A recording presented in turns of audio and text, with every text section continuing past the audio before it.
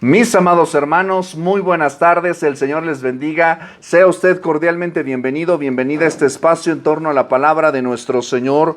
Hoy, mis amados, es viernes 28 de octubre del 2022 y al Señor le damos gloria por permitirnos estar reunidos en torno a su palabra. Estamos en nuestro curso maravilloso de Fundamentos de la Fe y la semana pasada terminamos ya la lección 4 hablando acerca de la persona de Cristo. Hoy vamos a iniciar una nueva lección, la lección 5, hablando acerca de la obra de Cristo. Clase, ¿cómo estamos? Bien.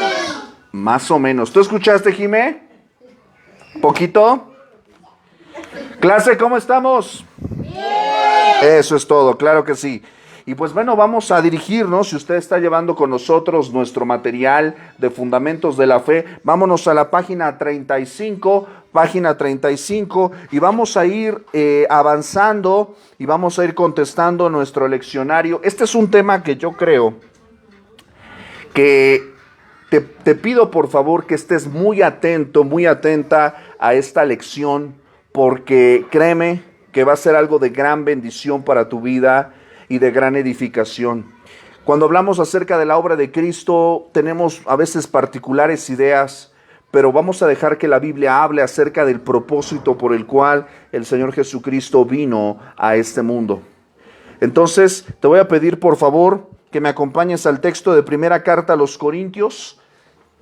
Primera Carta a los Corintios, capítulo 15, versículos 3 y 4.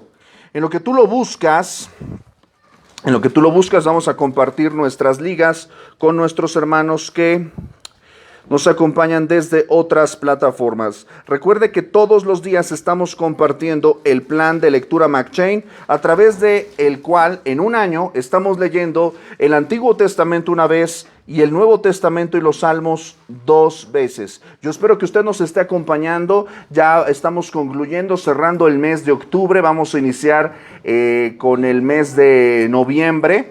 Y déjeme decirle que yo estoy muy contento porque el plan de lectura McChain, ¿qué creen? No lo iniciamos nosotros enero, diciembre. Nosotros lo iniciamos a partir del mes de noviembre. Entonces, para nosotros, pues prácticamente es nuestro cierre del plan de lectura McChain. Lo vamos a continuar enviando hasta el 31 de diciembre, pero nosotros ya terminamos nuestro plan de lectura McChain, a Dios la gloria, y yo espero que pues para usted haya sido de gran bendición, y lo puede usted ver y compartir a través de nuestras plataformas.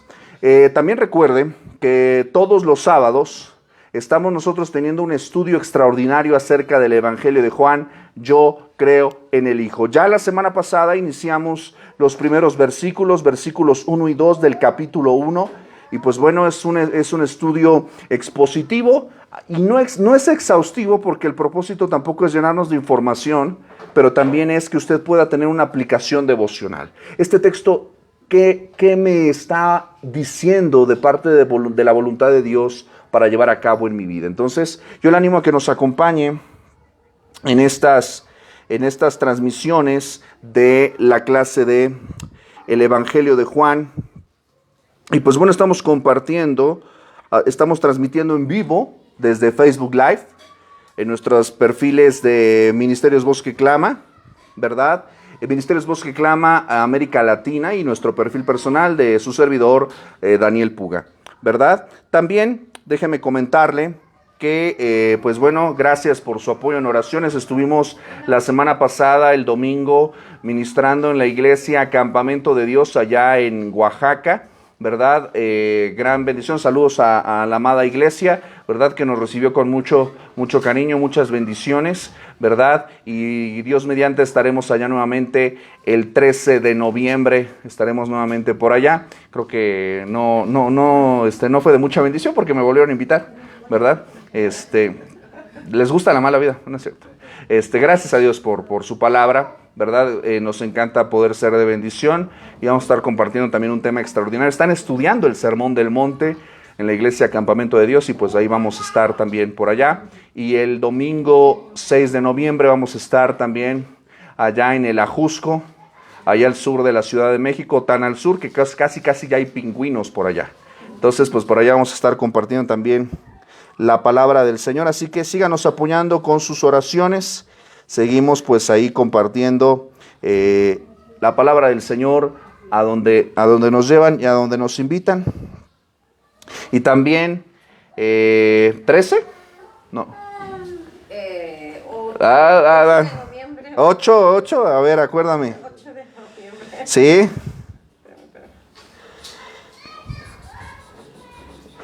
Y creo que me comentaron por ahí que 8 de noviembre, ¿verdad? También vamos a estar también por acá martes compartiendo la palabra del Señor. Esperamos poder transmitir también el martes, ¿verdad? Si nos dan permisito, ¿verdad? Vamos a poder compartir también el mensaje de la palabra. Vamos a estar compartiendo en un grupo femenil, ¿verdad? Una enseñanza también muy importante para la honra y gloria de nuestro Señor. Así que pues bueno, vamos a prepararnos ya para nuestro tema. Primera carta a los Corintios, capítulo 15, versículos del 3 al 4. Cuando usted lo tenga, dele gloria al Señor. Amén. Amén. Y vamos a leerlo todos juntos, ¿les parece? Dice así la Sagrada Escritura: porque primeramente os he enseñado lo que asimismo recibí, que Cristo murió por nuestros pecados, conforme a las Escrituras, y que fue sepultado, y que resucitó al tercer día, conforme a las Escrituras. Mis amados, esta es la palabra del Señor. Vamos a orar. Bendito Dios y Padre, te damos gracias, Señor, por la bendición, Señor, de tu palabra que está abierta y disponible para nosotros en nuestro idioma, Señor, y habla nuestro corazón, guiada por tu Espíritu Santo. En esta tarde que nos disponemos para este estudio de fundamentos de la fe, Señor, seas tú, Señor, el que tome control soberano de esta sesión, de esta clase, de este tiempo en tu palabra. Sé con cada uno de mis hermanos y hermanas aquí reunidos. Sé con mis hermanos y hermanas conectados en la distancia que por razones diversas no pueden estar aquí con nosotros, pero que están unidos, Señor, en espíritu en tu palabra. Sé con aquellos que comparten, que ven, que reproducen, Señor, en la distancia. Tu palabra, Señor, corra eficazmente y sea glorificada, Señor. No a nosotros sea dada la gloria, sino a tu nombre sea dada toda la gloria. Bendice a tu iglesia, Señor.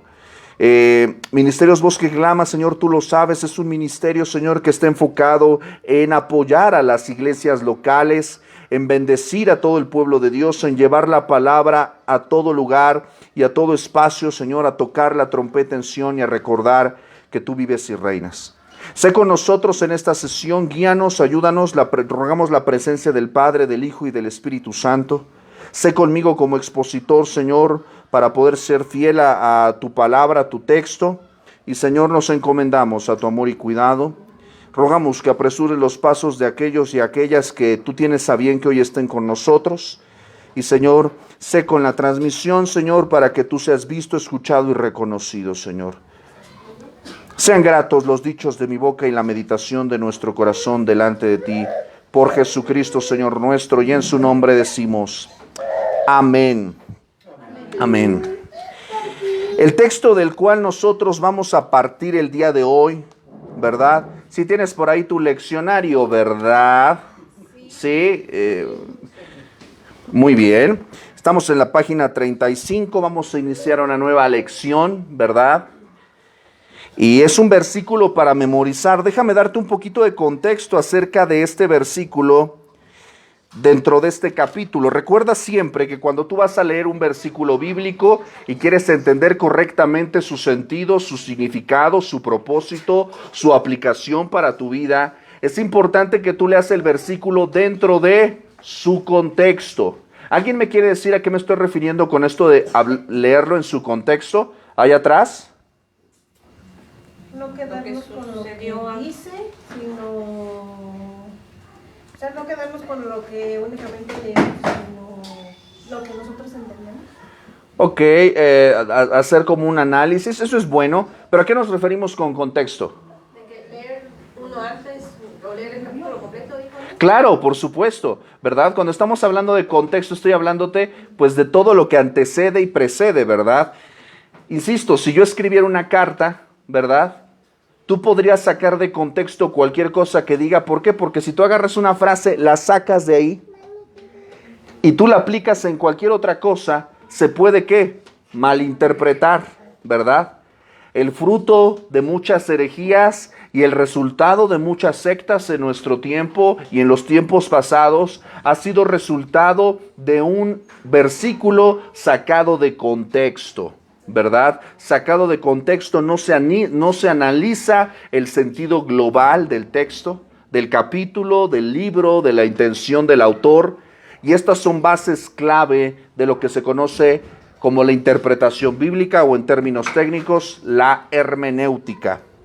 Muy bien, entonces vamos a recordar un poquito el propósito de la carta a los Corintios. Pablo escribe la primera carta a los Corintios para resolver muchos conflictos. Era una iglesia complicada la que estaba dirigiéndose el apóstol Pablo, una iglesia que se le conocía a Corinto como la Sodoma y Gomorra de la nación griega, ¿verdad? Una sociedad altamente gentil, pagana, con muchos problemas de desorden, inmoralidad, pleitos, celos, sectarismo, etcétera, confusión doctrinal acerca de los dones, y un tema en particular, el gran capítulo 15, primera los Corintios 15, es el capítulo que nos habla acerca de la resurrección, la doctrina de la resurrección. Y por esto el apóstol Pablo, para que tú entiendas el sentido de este versículo, nos sitúa de la siguiente manera. Y está diciendo lo siguiente, versículo 1. Os declaro, hermanos, el evangelio que os he predicado, en el cual también recibisteis, en el cual también perseveráis, por el cual asimismo, ¿qué dice? Si retenéis la palabra que os he predicado, ¿qué dice? Sois salvos, si no creísteis en vano. El apóstol Pablo claramente está exhortando a los creyentes no solamente a recibir la predicación, sino también a perseverar en la palabra que es predicada. Este es un desafío para toda la iglesia de todos los tiempos, retener la palabra. Dice, si retenéis la palabra que os he predicado, versículo 2, sois salvos, si no creísteis en vano. Mencionaba algo mi hermana hace un momento, nosotros tenemos que leer y no quedarnos solamente con lo que leemos. Le llaman ahora, en el contexto educativo, comprensión lectora. ¿Sale? A veces tú y yo quizás leemos algo y yo te pregunto 5 minutos después, ¿qué leíste? ¿De qué estábamos leyendo? No sé, no me acuerdo, pero lo acabas de leer, lo tengo que volver a leer. ¿Cómo es eso posible? ¿Por qué? Porque a veces nada más pasamos los ojos por encima y no hacemos un proceso de análisis, ¿verdad? Entonces creo que en este caso, con el Evangelio, con la palabra de Dios, también tenemos que retener la palabra. Y retenerla es un ejercicio de disciplina y de perseverancia, y es un ejercicio de fe. ¿Qué es lo que dice? Si tú y yo no retenemos la palabra, ¿qué es lo que va a pasar? Dice el texto que hemos creído en vano. ¿Sale? Un verdadero creyente retiene la palabra para afirmar en fe, en esperanza, su relación con el Señor. Y está dando la razón el apóstol Pablo. Versículo 3, él dice, porque primeramente os he enseñado, ¿qué dice? Lo que asimismo recibí. Mis amados, tú no puedes dar aquello que tú no tienes. Tú no puedes enseñar aquello que tú no has aprendido. Por eso es muy importante que tú te enfoques no en lo que no sabes, sino en lo que ya sabes y no aplicas. Yo sé que tú al día de hoy, en esta lección 5, a esta lección 4 que ya terminamos, lección 5, yo sé que yo te puedo preguntar algunas cosas y algunas cosas ya las sabes y ya debes de saberlas. ¿Por qué? Porque ya las vimos y las hemos repetido. Y tú las puedes enseñar a otras personas, ciertamente. ¿Amén? Amén. Más convencidos yo creo que deberíamos estar de eso, ¿verdad? Siguiendo este principio, nota por favor que Pablo no se está inventando una doctrina. Pablo no se está inventando la palabra. Él dice que primeramente enseñó lo que él, ¿qué? Recibió. Este es el ejercicio clave de la enseñanza cristiana. El Señor Jesús dice en la Gran Comisión que nosotros vayamos a hacer ¿qué? Discípulos a todas las naciones. Un discípulo es una persona que adquiere una enseñanza. ¿Tú eres un discípulo de Cristo? Eso es todo. Esto es muy importante, ¿por qué? Porque tú estás entonces, como lo que estás haciendo hoy, determinas un tiempo, determinas una hora, determinas un día, un ejercicio, ¿para qué? Para continuar aprendiendo, ¿verdad? Y lo descuidas tantito y ¿qué empieza a pasar? ¿Eso lo vimos? ¿De dónde estaba eso? ¿En qué página nos quedamos, verdad? Es por eso que si tú sueltas tantito el estudio de la palabra, te me empiezas a torcer igual que un cheto.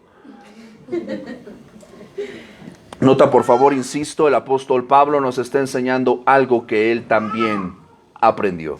¿Y qué fue lo que él aprendió y que nos está enseñando? Nota, por favor, que la enseñanza de estos versículos es una enseñanza muy potente, es una enseñanza doctrinal, es una enseñanza clave y un fundamento de la fe cristiana. Si te pidiera a ti que me describieras en una frase o en dos frases, me dijeras qué es el Evangelio, ¿qué me dirías?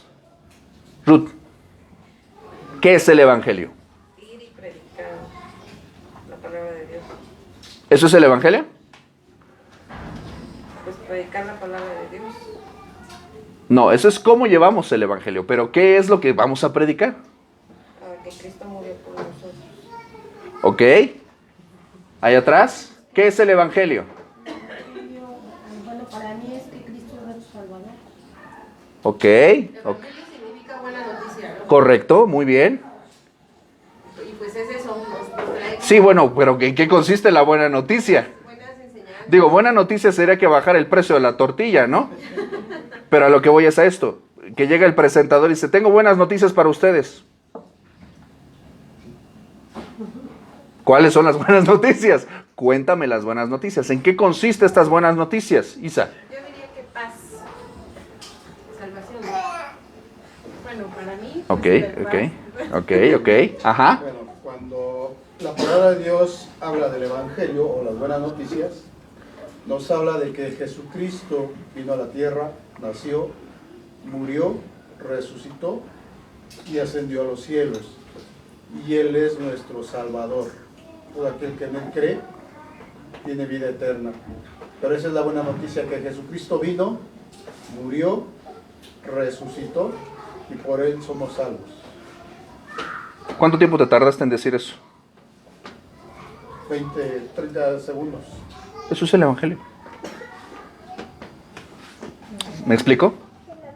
O sea, el mensaje esencial del Evangelio consiste en esta verdad esencial que Cristo vino a este mundo a morir por nuestros pecados en la cruz del Calvario. Al tercer día resucitó, ascendió a los cielos, intercede por nosotros a la diestra del Padre y desde ahí vendrá por su iglesia en la culminación de los tiempos. En esencia, eso es el Evangelio. ¿Ustedes han escuchado en algún momento? Yo sé que sí, por nuestra idiosincrasia cultural. Yo sé que ustedes han escuchado en algún momento el credo de los apóstoles. El credo de los apóstoles viene a ser algo así como una confesión de fe, una declaración de nuestras creencias. La iglesia en sus primeros años enfrentó muchos conflictos, ataques doctrinales, sustanciales acerca de sus creencias. ¿Y qué es lo que hicieron los apóstoles? ¿Qué es lo que hizo la iglesia primitiva? Formuló una declaración, un documento que todo cristiano debía saber.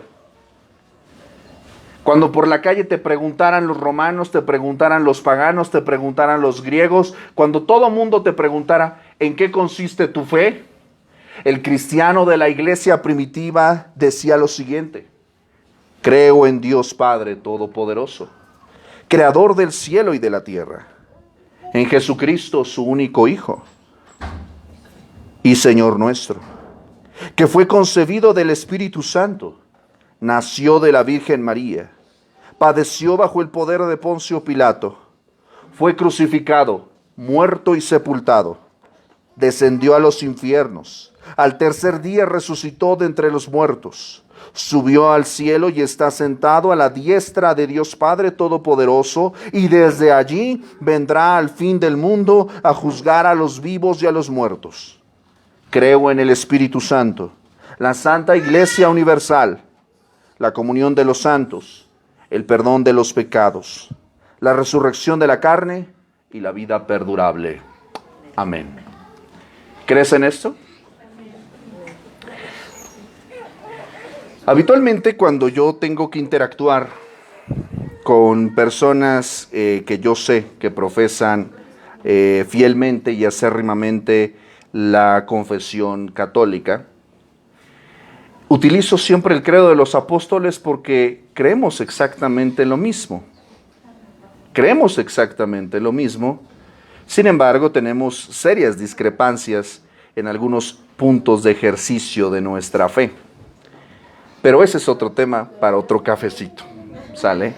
Entonces, si te das cuenta, volviendo a 1 Corintios capítulo 15, el apóstol Pablo está haciendo una declaración de fe, una confesión de fe. Está reafirmando los cimientos de la doctrina cristiana. Y es lo que está diciendo: yo les estoy enseñando lo que yo también recibí. ¿Qué fue lo que recibió él? ¿Qué fue lo que el apóstol Pablo aprendió? Que Cristo murió por nuestros pecados. Con esa sola frase te basta y te sobra una enseñanza eterna y potente. Carlos H. Spurgeon, príncipe de los predicadores, decía: mi teología se resume en 4 palabras: Cristo murió por mí. Es importante esto. Cristo murió por nuestros pecados, por los tuyos y por los míos. Él vino a este mundo como cordero del sacrificio para dar su vida por ti y por mí, para que tú no tuvieras que morir en la cruz, para que tú no tuvieras que experimentar la ira de Dios. Cristo murió por nuestros pecados. Observa también el texto. Dice también que fue ¿qué? Sepultado. Por lo tanto, no podemos nosotros asegurar que él estuvo completamente muerto. No estaba en coma, no estaba desmayado, estuvo muerto, estuvo sepultado. Conforme a lo que está escrito, recordemos nosotros que Isaías 53 nos dice que con los ricos fue su sepultura. Sabemos nosotros, por el testimonio del Evangelio, que la tumba en la que él fue sepultado fue una tumba prestada por este hombre, miembro del consejo del Sanedrín, llamado José de Arimatea. Y vamos a ver también que no solamente fue sepultado. ¿Qué dice el versículo? Resucitó al tercer día. A su nombre, gloria. Resucitó al tercer día. Pero una de las cosas que más me encanta de 1 Corintios 15, del 3 al 4, es una repetición clave de esto. Murió por nuestros pecados, fue sepultado y resucitó al tercer día conforme a las Escrituras. ¿Eso qué quiere decir, clase? Allá atrás, Lupita. Que ya estaba escrito antes. Padre de la gloria, de verdad. Mira, ve los ojos con los que te echan así como de... Y todo así como de, ay, Bibi, ¿por qué no eres una niña normal? Ay, Lupita, ¿por qué no te apuras? Sí, yo... A ver, ¿te llamas Lupita? A ver, dale, chas. Lupita, por favor, si eres tan amable. ¿Por qué? Pues porque todo lo que está escrito en la Biblia pues es algo que Dios hace que pase, o sea, es algo que Él ya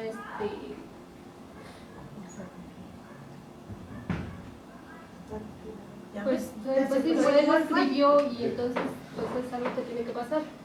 Claro, o sea, esto es muy importante. Si te das cuenta, parece como que no es muy relevante, lo leemos muy así. Decimos, murió, fue sepultado, resucitó. Ok, perfecto. Pero lo que lo hace sorprendente, extraordinario, milagroso, digno de la obra de Dios, es que todo fue hecho conforme a las Escrituras. Este libro que tú tienes abierto en tus manos, en tu regazo, no es cualquier libro de religión. Muchos libros han pretendido encaminar a los hombres a Dios, no por nada, pues existe el Bhagavad Gita, el Talmud, no por nada existe los 5 pilares del Zen japonés. Dime otro libro religioso, de los musulmanes. El Corán. El Corán, muchísimas gracias. Eso, el Corán, o sea, libros de religión, ¿sabes cuántos hay? Uy, un montón. Pero déjame decirte, este libro fue inspirado por Dios. Todos los santos hombres que escribieron esto no escribieron basados en su propia voluntad, sino fueron inspirados por Dios. Y vemos el cumplimiento de las promesas de Dios. Capítulo a capítulo, versículo a versículo, constantemente en la palabra Dios nos dice que Él no miente y que su palabra siempre será honrada. El Hijo de Dios vino a honrar la palabra de Dios, su vida, su obra, todo fue hecho, que dice aquí, conforme a las Escrituras. Extraordinario. La obra de Cristo es el cumplimiento de las Escrituras, de la palabra divina. ¿Hasta aquí vamos bien, clase? Sí. Nota por favor lo que dice Primera de Pedro 2:24. Dice que Él llevó nuestros pecados en su cuerpo sobre el madero, para que nosotros, estando muertos a los pecados, vivamos a la justicia. El tema que vamos a ver hoy, correspondiente a esta lección 5, hablando acerca de la obra de Cristo, hoy vamos a analizar el primer apartado, hablando acerca de la necesidad del hombre de la obra de Cristo. Lo que el ser humano necesita saber, necesita escuchar y debe creer y debe responder es a la verdad inmutable y eterna de que necesitamos de Dios, necesitamos de Cristo. La religión, todas las religiones hechas por el hombre, pretenden crear caminos hacia Dios a través de las obras, a través de las penitencias, a través del conocimiento, a través de los rezos, a través de lo que yo hago. Pero la religión es incapaz de llevarnos a Dios, porque nosotros por naturaleza somos pecadores y porque todas nuestras obras son como trapos de inmundicia. Nunca se compararán nuestras justicias a la justicia de nuestro Señor Jesucristo. Todo ser humano necesita la obra de Cristo para poder llegar a Dios. Lo que tú que estás ahí donde me estés escuchando y estés viendo esto, necesitas recordar es esto: tú necesitas de Cristo. Dios no necesita de ti ni de mí. Nosotros somos los que necesitamos la ayuda y la asistencia divina. Hay un pasaje que siempre me ha gustado mucho, mi parábola favorita, se encuentra en Lucas 18, la parábola del fariseo y el publicano. Y la parábola del fariseo y el publicano básicamente, a grosso modo, lo que está mostrando es a dos tipos de personas. Un hombre que era fariseo, que subió al templo a orar, oraba consigo mismo diciendo: te doy gracias, Señor, porque no soy como los otros hombres. Yo ayuno, doy diezmos de todo lo que gano, hago esto, hago aquello, soy mejor que todos, no soy un asesino, no soy un ladrón. Uy, soy mejor como este publicano que está ahí sentado ahí en la esquinita junto al bote de basura. Yo soy mejor que este, mejor que todos. Es más, Dios, me sales debiendo. Digo, la versión Daniel Valera eso dice, ¿verdad? Y por allá en la esquina, junto al bote de basura, tendido en el piso, sin avergonzado completamente, sin querer alzar la vista al cielo, cubriéndose el rostro con sus manos, este publicano, este este traidor a su nación, que cobraba tributo para los opresores, subió también al templo a orar. Pero no había jactancia en su corazón, solamente decía: Dios, sé propicio a mí, pecador. Ese hombre, dice el texto, que descendió a su casa justificado antes que el fariseo. Porque cualquiera que se humilla será enaltecido, y el que se enaltece será humillado. Lo que el Evangelio nos recuerda siempre es que nosotros necesitamos humillar nuestro orgullo, nuestra vanidad, nuestro sentido de autojusticia. No somos mejores que nadie. Todos necesitamos la obra de Cristo en nuestros corazones. ¿Puedes decir amén? Amén. Acompáñame al texto, por favor, de Romanos. Romanos capítulo 3, versículos 10 al 12. Y lo vamos a leer todos juntos, ¿te parece? Romanos capítulo 3, versículos del 10 al 12. Y este texto corresponde a un particular fragmento del libro de los Salmos. Pero aquí el apóstol Pablo, que es el autor de la carta a los Romanos, está hablando de la universalidad del pecado de la humanidad. Todos los seres humanos, de cualquier pueblo, lengua, raza, nación, del pasado, el presente y el futuro, todos, al pertenecer al género humano por naturaleza, son pecadores. Sin importar su edad, su condición social, su estatus económico, su educación, sin importar sus obras, su religión, todos necesitan entender esto. El apóstol Pablo escribe a los romanos para recordarles la obra de salvación. Si tú quieres entender la obra de salvación, tienes que leer la carta a los romanos. Es un texto difícil, así que te animo a que perseveres en esa lectura. Y en el capítulo 3, el apóstol Pablo ya no va a utilizar un bisturí, va a utilizar literalmente un martillo, un marro, para romper el cristal del legalismo, de la superioridad moral. Y nos va a decir una cosa. Y fíjate, el apóstol Pablo no está sacando argumentos de su cabeza, no está sacando argumentos porque yo creo, porque yo pienso. Él no es un filósofo, él es un hombre bíblico. ¿Por qué? Porque está citando las mismas escrituras para fundamentar una verdad eterna. Fíjate lo que dice Romanos 3, del 10 al 12. ¿Lo lees conmigo? Como está escrito, no hay justo ni aun uno. No hay quien entienda. No hay quien busque a Dios. Todos se desviaron. A una se hicieron inútiles. No hay quien haga lo bueno. No hay ni siquiera uno. Ciertamente no es un versículo que nos inspire a decir muchos amenes, porque es duro, porque es un poco amargo. No, no es un poco amargo, es amargo. Alguien me decía, es que tu antropología es muy pesimista. No, no es mi antropología. ¿Qué es lo que piensa la Biblia acerca del hombre? ¿Cuál es la opinión bíblica acerca del hombre? Somos injustos.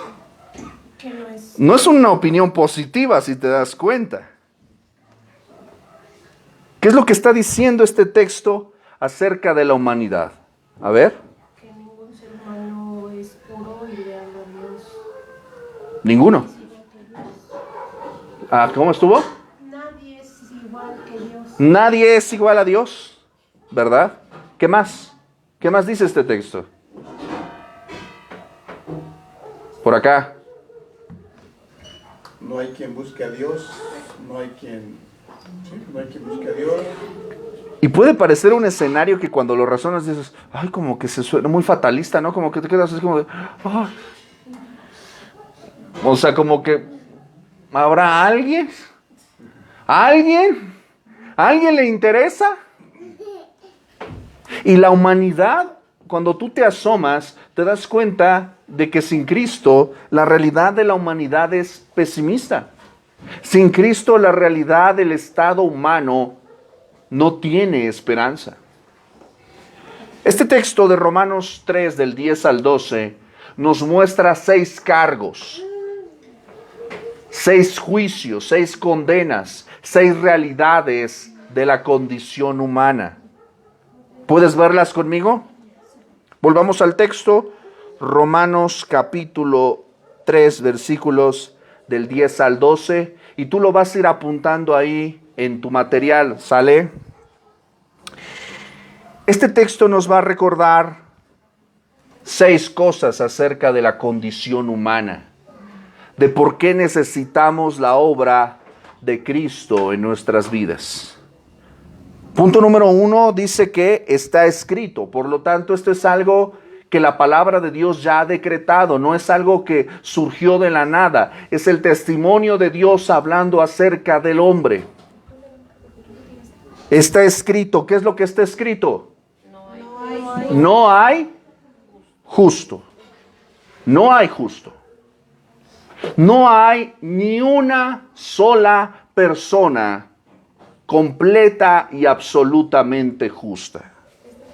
Estamos atestados, tú y yo, como seres humanos, de una muchedumbre de injusticia, de iniquidad.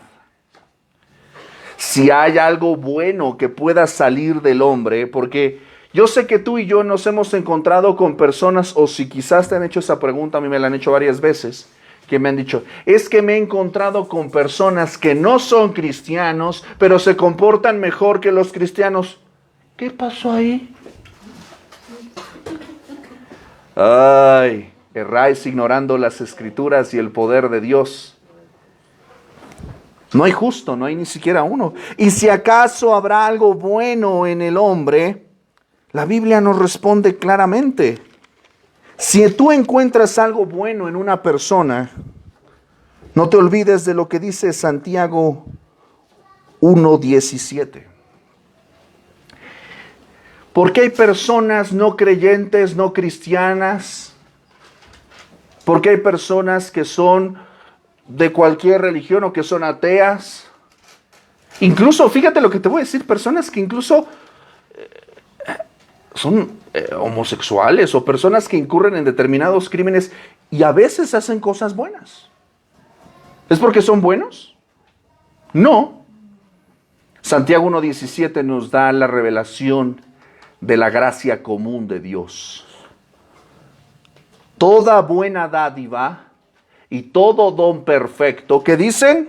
Desciende de lo alto. Del Padre de las luces, en el cual no hay mudanza ni sombra de variación. Uno de los atributos divinos que encontramos y estudiamos en la lección 3 es que Dios no cambia. El atributo de su inmutabilidad. Dios no cambia. Todo lo bueno, mis amados, viene de Dios. Si hay acaso a alguien humano, a cualquier cosa que el ser humano haga bueno, ¿sabes a quién le corresponde la gloria? Cristianos, no cristianos, todo lo bueno, toda dádiva, todo don perfecto, todo lo bueno viene de Dios. Él es el único digno de toda gloria. De Él viene todo lo bueno. De nosotros no. Dios a veces en su misericordia, en su soberanía, en su omnipotencia, hace cosas buenas a través de personas que no son buenas. ¿Sí me estoy explicando? Pero eso no quiere decir que esas personas sean buenas, o por el hecho de que hagan cosas buenas los hace buenos. ¿Sí me explico? Es la obra de Dios a través de ellos. Por eso cuando tú recibes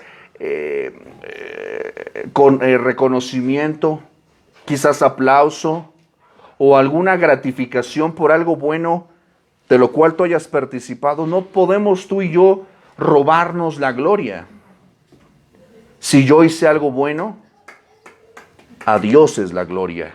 De Él viene toda dádiva y todo don perfecto, porque dice Romanos capítulo 3, versículo 10, que no hay ningún justo. No hay ni siquiera uno.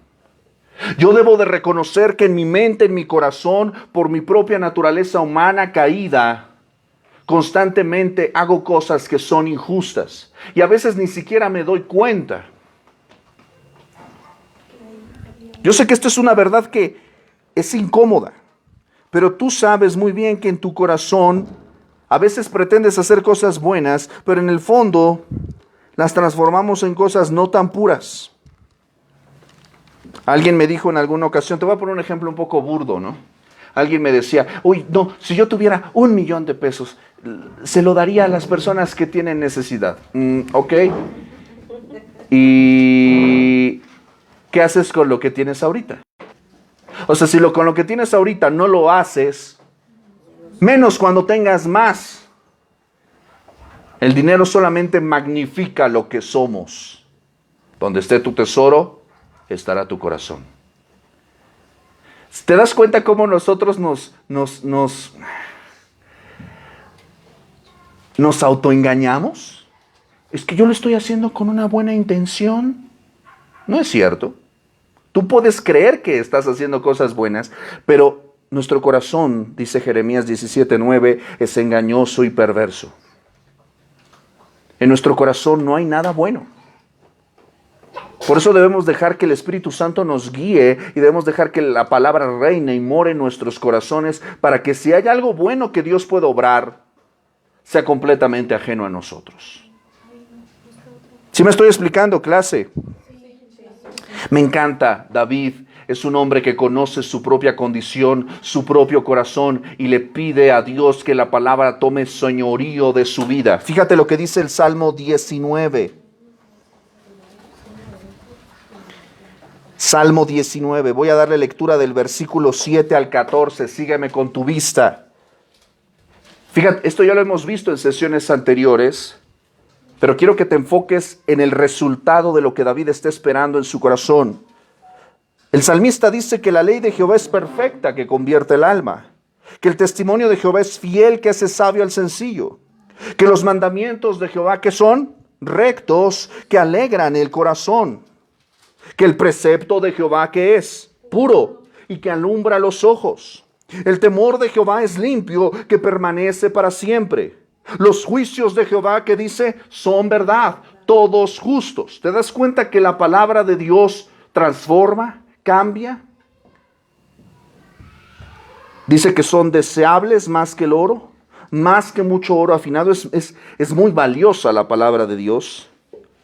Trae deleite, dice, dulces más que la miel y que la que destila del panal. Pero observa lo que dice el salmista en el versículo 12 al 13. Acerca de lo que te estoy diciendo, de que no hay en nosotros nada bueno, no hay ni un justo, no hay ni siquiera uno. David reconoce esto, reconoce el poder transformador de la palabra de Dios y dice, tu siervo es amonestado con ellos. La palabra a veces que nos amonesta. La palabra nos sacude. Él está diciendo, Señor, que tu palabra me amoneste. Guardarla trae recompensa. En guardarlos, ¿qué dice? Hay grande galardón. Esta pregunta al versículo 2 es una pregunta que tú te deberías hacer todos los días en todas las cosas que te propones hacer. ¿Quién podrá entender sus propios errores? Tú y yo caminamos por el sendero de la vida y no nos percatamos cuántas veces pecamos y cuántas veces nos equivocamos. Hay veces en las que Dios en su misericordia te permite entender, uy, me equivoqué en esto, no debe haber dicho esto. Pero en el fondo de tu corazón, ¿quién conoce mejor tu corazón que solamente Dios? ¿Quién? Pregunta, es una pregunta retórica. ¿Quién podrá entender sus propios errores? ¿Tu psicólogo? No. Por $300 la hora, no. Solamente Dios, con su Espíritu Santo, puede hacerte entender por medio de su palabra que no hay ni un justo, no hay ni siquiera uno. Fíjate lo que dice David, dice acerca de sus propios errores, porque no está hablando de los errores de su papá, no está hablando de los errores de su vecino, no está hablando de los errores de su esposa, porque la religión siempre se concentra, ¿sabes qué? En ver los errores de...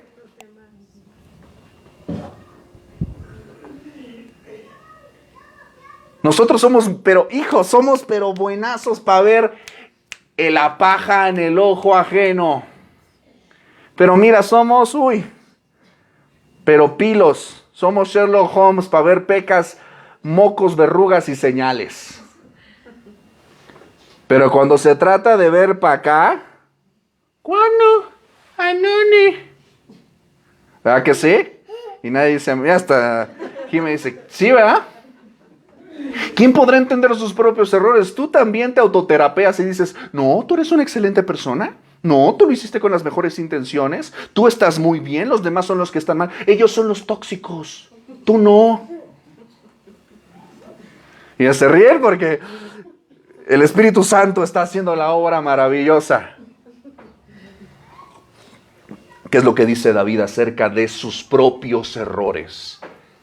Líbrame de los que me son ocultos. Que Dios nos libre de nuestros pecados ocultos, de hacernos los ciegos.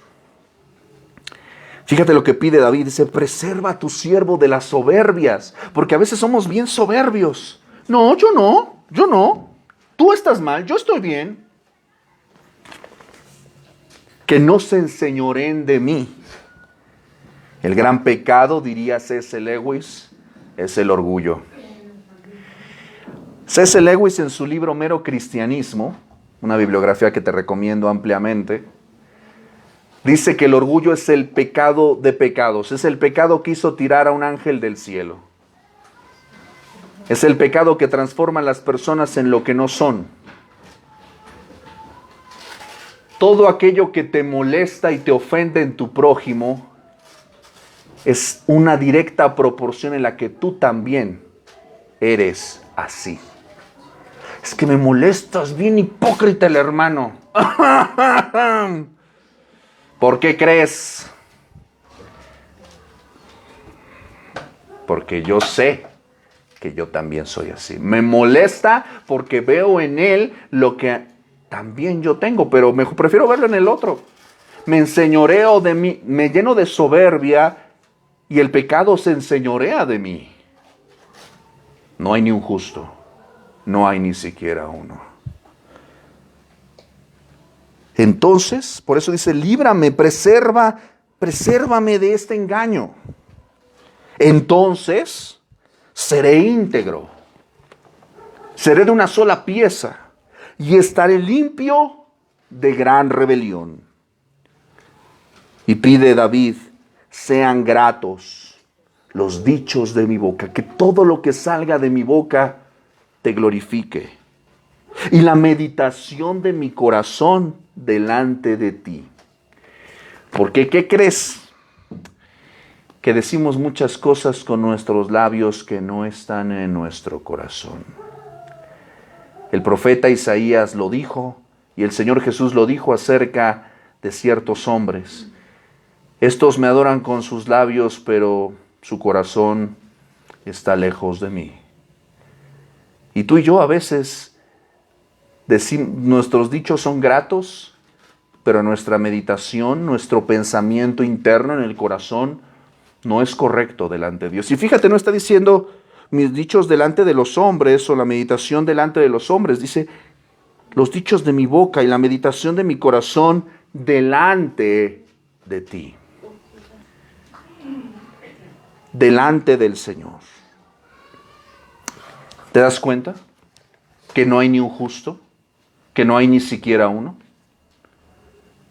Y en esa lista, mi amado, mi amada, con todo el respeto que me mereces y que nos merecemos, debemos de reconocer que estamos ahí.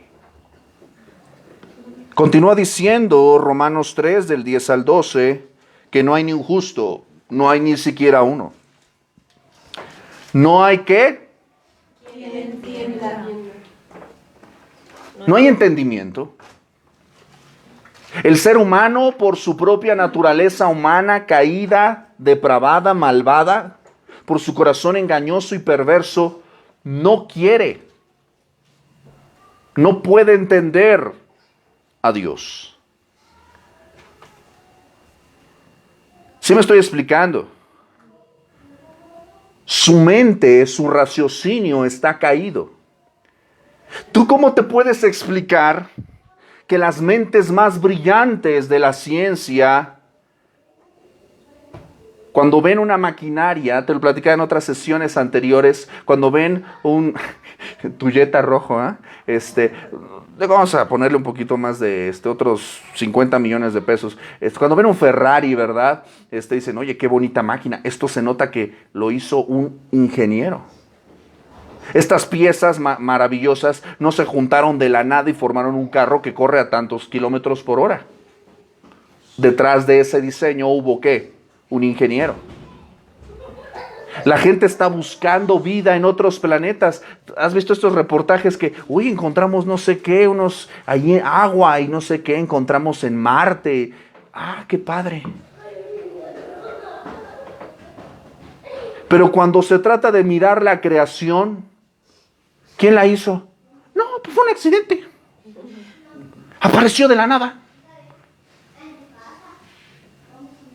Y es más, de verdad, la ciencia tiene la torpeza de creer que todo lo que vemos, y tú has visto la complejidad de la creación, la complejidad de los animales, de las bestias, del cielo, de la tierra, de la anatomía, te das cuenta y dices, esto no surgió de la nada, esto no es un accidente. Pero las grandes mentes dicen que es ¿qué? Por accidente.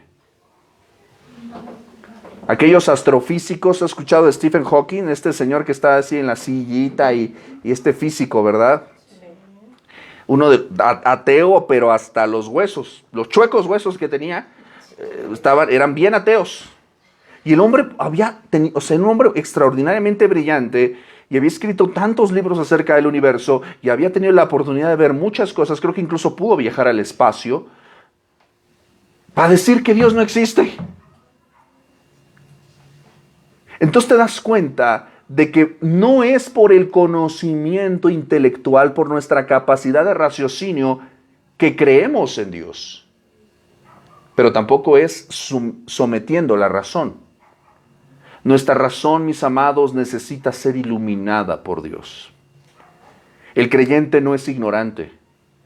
El creyente recibe gracia para creer y para pensar acerca de Dios. Si estos hombres tan brillantes, teniendo todos estos recursos, esta intelectualidad, no pueden entender a Dios, ¿qué significa? Imagínate, yo que a mí todavía me hago bolas con hacer una división. Imagínate. Entonces no es porque soy muy inteligente que creo, sino es porque Dios se nos ha revelado. Romanos 1:20 nos dice que las cosas invisibles de Él, su eterno poder y deidad, se hacen claramente visibles desde la creación del mundo, siendo entendido por medio de las cosas hechas, de modo que no tenemos excusa. Tú y yo no tenemos excusa. Pero ¿sabes por qué, a pesar de todo, los seres humanos no creen? ¿Por qué hay seres humanos que a veces se les diagnostica un cáncer terminal y que después de un determinado tiempo de personas que oran por esta persona, él vuelve a ir al hospital y dicen, ya no tienes nada? Ah, caray. Y salen y dicen, no hay Dios. O sea, no puedo entender que algo que estaba ahí de la nada desaparezca y digan que no hay un Dios. ¿Te das cuenta que no hay entendimiento en el ser humano acerca de Dios? Él no puede comprender ni entender nada acerca de Dios si Dios no le ayuda en su miseria. Acompáñame a un texto que evidencia y fortalece esta evidencia. Primera carta a los Corintios, capítulo 2, versículo 14. Versículo importante para recordar que no es porque leas mucho o veas muchos videos en YouTube o porque escuches predicaciones. No estoy hablando de nadie en particular, no me veas feo. Yo estoy así disparando al aire, ¿no? Primera a los Corintios, capítulo 2, versículo 14. No hay quien entienda, no hay entendimiento en el hombre. Fíjate lo que dice Pablo. Pero el hombre natural no percibe las cosas que son del Espíritu de Dios. Porque para él, es decir, para el hombre natural, ¿qué son? Locura. Ay, estás enfermo, vamos a orar, vamos a pedir al Señor que interceda por tu salud. Ay, estás loca, ¿cómo crees? ¿Sí me estoy explicando? Sí. Les hablamos de Dios, les hablamos de la palabra, les hablamos de su señorío, les hablamos de la salvación, les hablamos del pecado, les hablamos de toda la evidencia abrumadora en el cielo y en la tierra, en las escrituras, de la revelación externa, de la revelación natural, de la revelación especial. ¿De qué me estás hablando? ¿Estás loco? Y dices, oye, y no es una cuestión de que ellos sean, perdóname la expresión, lo que voy a decir, muy mexicano, no es que ellos sean mensos y tú seas muy listo. Y no es que ellos sean muy listos y tú seas menso. ¿Me explico? No es un asunto de intelecto, es un asunto de la misericordia divina. Porque el hombre natural no puede entender, no percibe las cosas que son de Dios porque para él son locura. No las puede entender, no las puede discernir porque para él, ¿de qué me estás hablando? Le das la Biblia, está en chino. Tú la lees y dices, Señor, ¿me estás hablando? Sí. ¿Porque somos muy listos? No. Es porque el Espíritu Santo habla en tu vida. Pero el hombre natural no puede entender esto. No hay entendimiento. No hay quien entienda. ¿Hasta aquí vamos bien? ¿Ya te aburriste? No. Ah, perfecto. No, pero ya sí nos estás dando chingadazos. De manera muy directa, pero sí. A veces sí. Alguien me decía por ahí, ay, es que usted predica muy feo. No, hijo, no te estoy siguiendo todos los días, créeme. Es el Espíritu Santo. Si te sientes mal, es el Espíritu Santo. No te estoy siguiendo, no te estoy estoqueando en Facebook. No escribo las clases pensando en ti. Arrepiéntete, porque es Dios el que está hablando a tu vida. No, yo nada más aquí soy el vocero, ¿verdad? El recadero. Fíjate también que dice el texto, Romanos 3. No hay justo, no hay uno, no hay quien entienda. Que dice, no hay quien busque a Dios. Los hombres no buscan a Dios. Los hombres no buscan a Dios. Es el Señor el que nos busca. Si en él no hay injusticia, si en él no hay rectitud, ¿crees que va a ir corriendo el criminal hacia el juez? Por supuesto que no. El hombre huye por su culpa, porque no quiere ser responsable, porque no quiere ser culpable. Y obviamente si no entiende su situación de pecado y no entiende su necesidad de Dios, ¿tú crees que va a buscar a Dios? Evidentemente no. Déjame mostrarte la evidencia de esto a través de una enseñanza de la parábola del hijo pródigo. Acompáñame a Lucas capítulo 15. No voy a leer toda la parábola, pero esta parábola básicamente, que se encuentra del versículo 11 al versículo 32, nos va a mostrar a través de la enseñanza del Señor Jesús la historia de un hijo que le pide la herencia en vida a su padre, lo deshonra como si estuviera muerto. Y dice que se va a gastar la herencia, ¿verdad? Se va a Acapulco, Las Vegas, Ibiza, Suiza. Se echa un tour por todo el mundo, ¿verdad? Con sus cuates, con sus novias. echa su relajo. Eso sí, porque la gente cuando quiere pecar se va lejos de Dios, ¿verdad? Se va lejos de la casa del Padre porque sabe muy bien que está haciendo las cosas mal. Y fíjate lo que va a decir también el texto, que en un determinado momento se le acaban los recursos, se le acaban las cosas, se alejan los amigos. Qué raro, eso casi no sucede. Y nota por favor que estaba en una situación de tal necesidad, dice el versículo 14, cuando todo lo hubo malgastado, vino una gran hambre a aquella provincia y comenzó a faltarle. Y fue y se arrimó a uno de los ciudadanos de aquella tierra. Me encanta Reina Valera, se arrimó. Qué feo suena eso. Dicen que el muerto a los 3 días apesta. Y aquí va a apestar más porque dice que le envió a su hacienda a que apacentase cerdos. Esto es interesante porque ciertamente esta es una historia dicha en un contexto judío y por lo tanto los cerdos eran considerados animales sucios e impuros. Cuando tú y yo nos determinamos a pecar, el diablo nos va a llevar a lugares tan sucios y tan inmundos que no puedas imaginar. Vas a pagar más de lo que estabas dispuesto a pagar. Vas a pagar con intereses.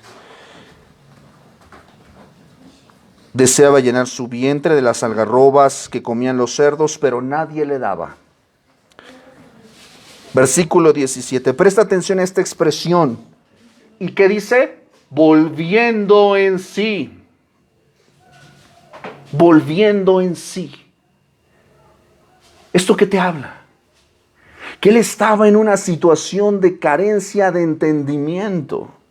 Él estaba en una cerrazón, en una locura.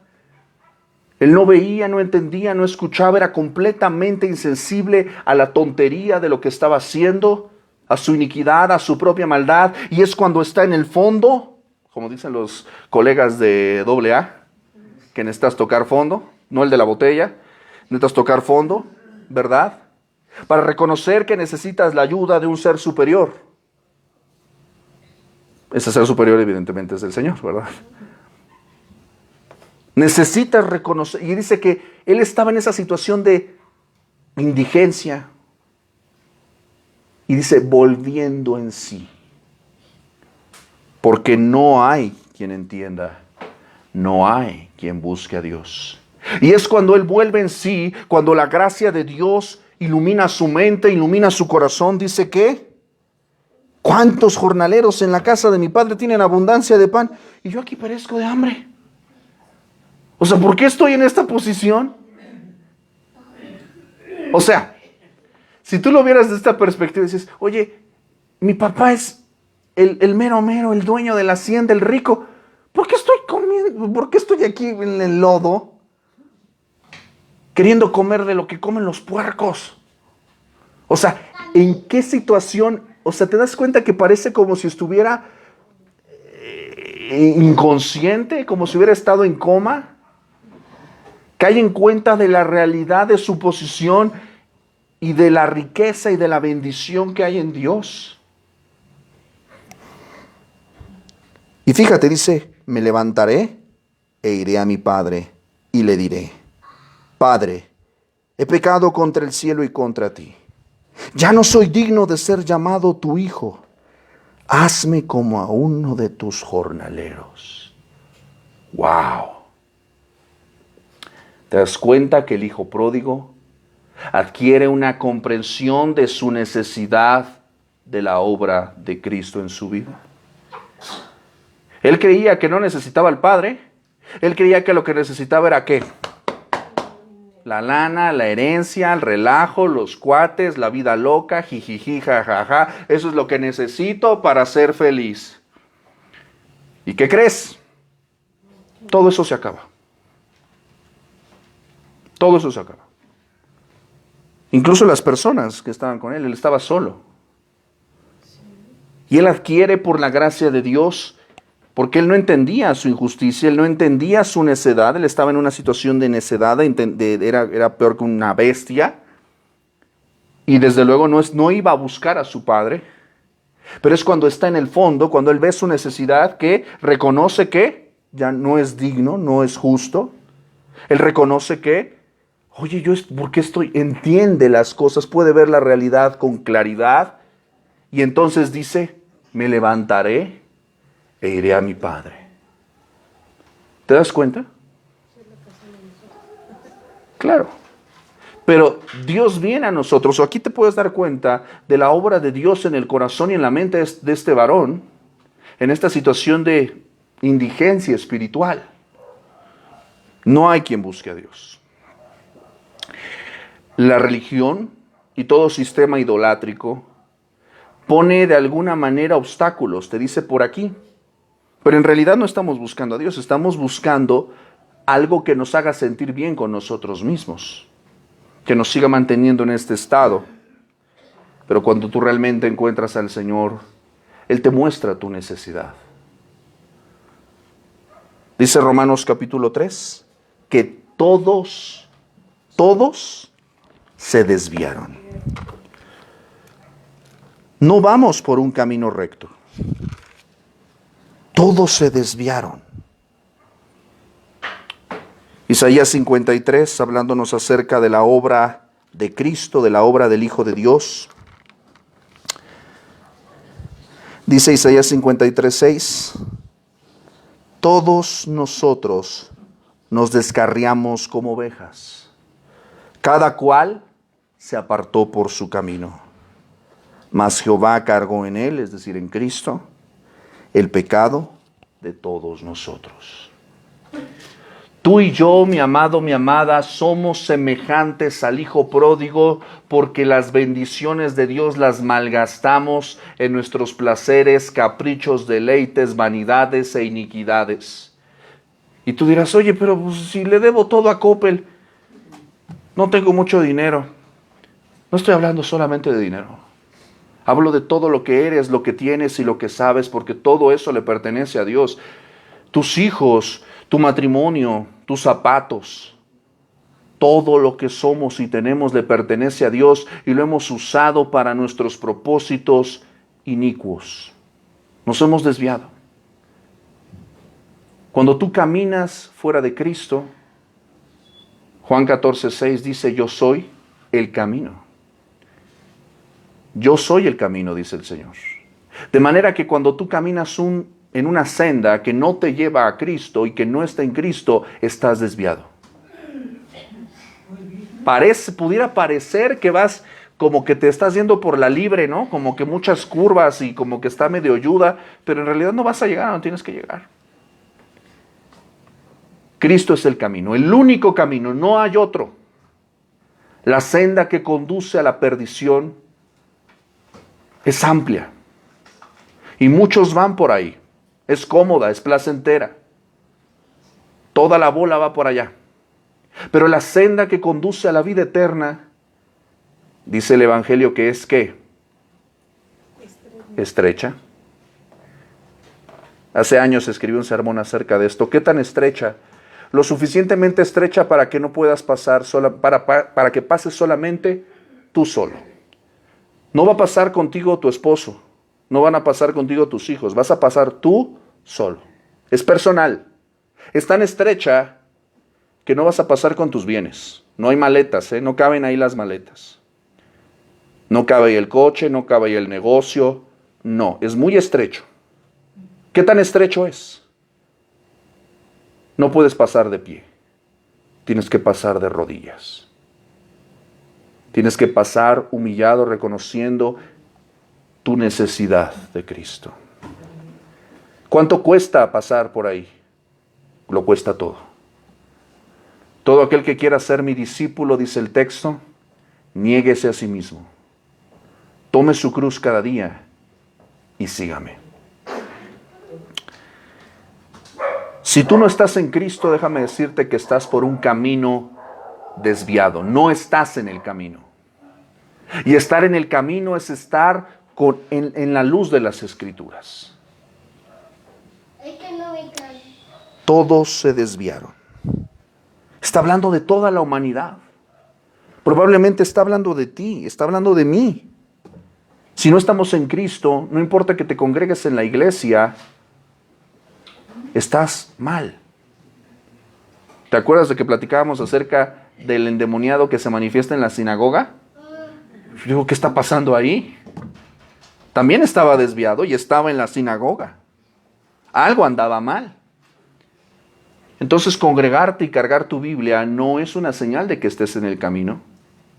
Practicar una religión cristiana no es estar en el camino, porque puedes estar en el cristianismo sin estar en Cristo. Todos se desviaron. Necesitamos volver a Cristo, el pastor de nuestras almas. Dejar que Él nos lleve, que Él nos guíe. A una dice que se hicieron inútiles. Eso significa entonces que carecemos de... Cuando algo es inútil, no quiere decir que lo haya cantado Paquita la del barrio, sino cuando... No está hablando no está hablando de... Ya, perdón, ya, no voy a hacer chistes, ya. Mi esposa me va a regañar seguramente.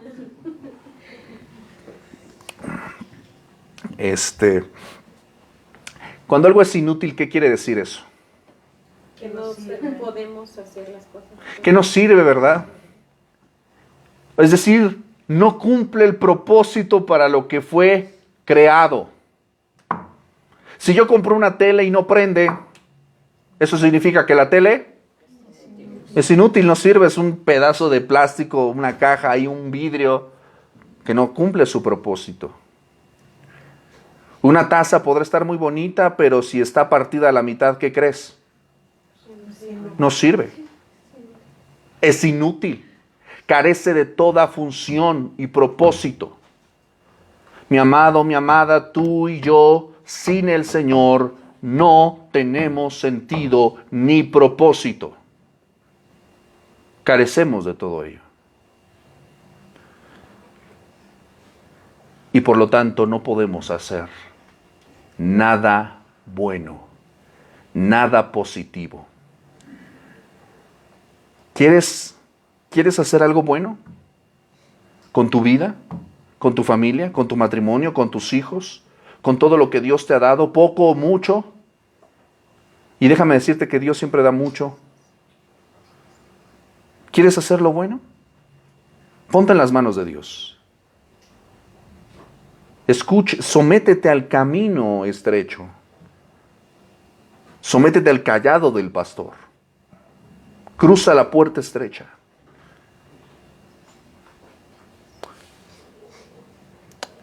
Levántate del lodo y ve a la casa del Padre.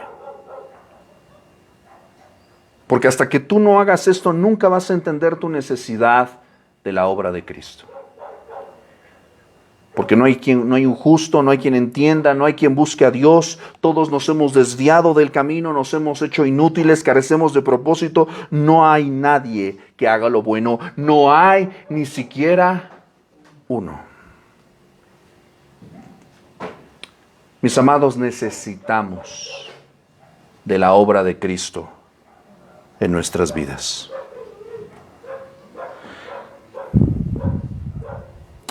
Romanos 3:23 dice que por cuanto todos pecaron, están destituidos de la gloria de Dios.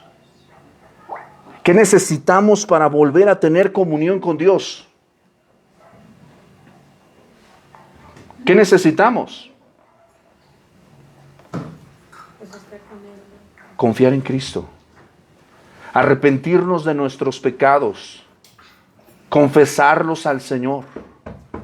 Y confiar en Él, en sus obras, en su justicia. Y confesar a Cristo como nuestro Señor, como el amo, el soberano de nuestras vidas y el salvador de nuestras almas. ¿Puedes creer en esto? Amén. Vamos a orar. Bendito Dios y Padre, Señor, te damos gracias en esta sesión, Señor, por tu palabra. Porque, Señor, tu palabra es viva y eficaz y más cortante que espada de dos filos. Es como un martillo que despedaza la roca, Señor, y como un fuego, Señor, que quema la leña, Padre Santo. Tu Tu palabra a veces, Señor, nos incomoda de una manera santa porque no nos destruye, nos quebranta, pero no es para destruirnos, sino para hacernos nacer de nuevo, para llevarnos al arrepentimiento, para superar el remordimiento, para superar solamente la culpa y pasar al arrepentimiento, es decir, al reconocimiento de que hemos pecado contra ti. Señor, yo te ruego que hoy la necesidad, nuestra necesidad de ti en nuestros corazones se haga manifiesta, se haga potente. Revélanos a nuestra mente y corazón la profunda necesidad que tenemos de ti, sea que ya seamos creyentes o sea que no lo seamos, que todavía estemos en la indecisión, claudicando entre dos pensamientos, aquí y allá, amigos del mundo y amigos de Dios, creyendo que eso es posible. Señor, muéstranos que necesitamos confiar en ti totalmente, no a medias, que necesitamos arrepentirnos totalmente, no a medias. Muéstranos, Señor, que la senda que lleva a la vida eterna es estrecha y demanda de nosotros sacrificio, muerte a nuestro orgullo, a nuestro pecado. Muéstranos la profunda necesidad que tenemos de tu gracia, de tu perdón. Danos fe, Señor. Líbranos de los pecados que nos son ocultos. Presérvanos, Señor, del orgullo, de la soberbia. Padre Santo, ayúdanos, Señor, en este caminar, Señor, para no autoengañarnos, para no justificarnos a nosotros mismos, para no hacernos creer de manera vana, Señor, que estamos en una posición correcta delante de ti, cuando no lo estamos, Señor. Señor, si hay alguien que esté, Señor, escuchando tu voz, que no endurezca hoy su corazón. Si hay alguien que reconoce que no hay en su corazón rectitud, que corra a Cristo. Si hay alguien hoy, Señor, que reconoce que no entiende plenamente, pero sabe que hay una necesidad. Si hay alguien que está entendiendo hoy el dolor, la miseria de su pecado, que corra hoy a Cristo. Levántanos del muladar, levántanos del lodo y llévanos de vuelta a casa, Señor. Recuérdanos, Señor, que en nuestro corazón no hay nada bueno. Todo lo bueno viene de ti, Señor. Haznos nacer de nuevo. Muéstranos nuestra necesidad. Te lo pedimos en el nombre que es sobre todo nombre, en el nombre de nuestro Señor y Salvador, Cristo Jesús, y en su nombre decimos, amén. Mis amados, pues vamos a quedarnos el día de hoy hasta aquí en esta parte. Definitivamente el tema acerca de la obra de Cristo es un tema muy potente, es un tema que nos bendice, que nos sacude, es un tema que nos edifica y nos devuelve a los pies de Cristo. Yo espero que el día de hoy el Señor haya hablado a tu vida y te animo a acercarte al Señor y recibir su perdón. Y bueno, pues recuerden que estamos estudiando nuestra clase de Fundamentos de la Fe. Estamos en la lección 5 en la página 35. Así que si usted está por ahí un poquito rezagado, rezagada, póngase todavía al día. La próxima semana, ahora sí o sí, les voy a hacer el lloro y crujir de... No es cierto.